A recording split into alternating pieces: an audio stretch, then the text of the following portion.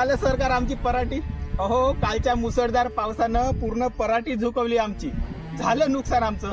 अहो मान्य आहे 1 रुपयात प्रधानमंत्री विमा निघतो, पण या विमा आम्हाला भेटते का? अहो फक्त गावातल्या 2% लोकांना विमा भेटला, 98% गरीब शेतकऱ्याला विमाच भेटला नाही.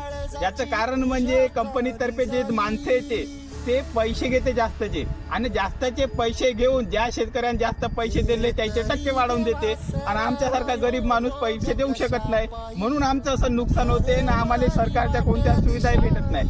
सरकार अहो तुमच्या माणसाला सांगा, थोडंसं कोणत्या मंत्र्यालाही सांगा.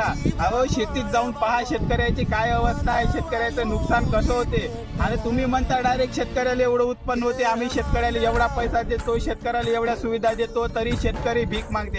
अहो शेतकरी भीक